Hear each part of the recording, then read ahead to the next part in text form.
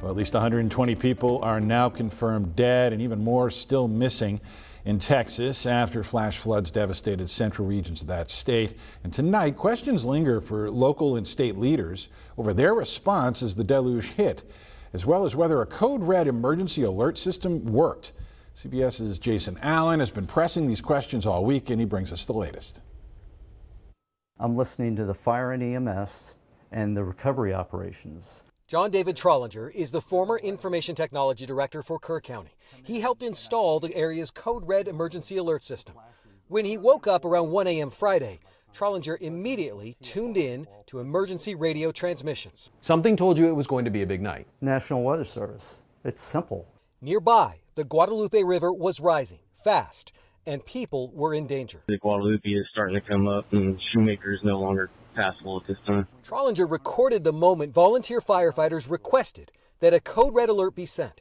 It came as early as 4:22 a.m., but dispatchers delayed, saying they needed special authorization. Is there any way we can send a code red out to our Hunt residents asking them to find higher ground or stay home? Standby, we have to get that approved with our supervisor. The river continued to rise. The river is completely swollen, and there is a car with occupants in it floating down the river, ma'am. At 5:11, as first responders jumped into the water to rescue people, still no code red. We've got one female pulled out of the water.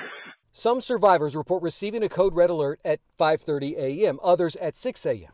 Trollinger said he didn't receive the alert until after 10 a.m. I didn't know who was in dispatch. Someone should have gotten up and been there to go, okay, send the code red. County officials have been asked repeatedly during daily press conferences about the timing of the alert, but they have yet to provide an answer. This incident will be reviewed. You have my word.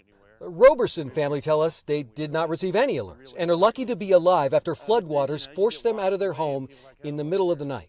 The family became separated, and Philip Roberson rode out the storm on the roof of their house. It's just cars floating at the house, and there's cars bouncing off the house, and I had no idea where they were. 15-year-old Jack Roberson and his mother tried to drive away, but the water rose too fast.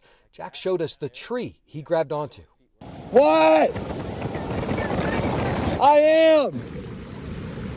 I can climb higher, but I'm okay. Are you high?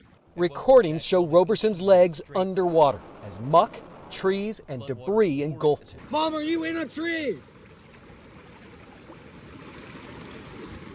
There's boats coming. I had somewhere to sit, which was great. I didn't know it at the time. There was fire ants all in those trees, so everybody's bit everywhere. Philip's wife, Lindsay, is still in the hospital recovering from an injury from that night. They also had a couple of daughters who were with their cousins up at Camp Mystic. Helicopters had to airlift them out, but they're all okay, and they are together again. Jason Allen, CBS News in Ingram, Texas.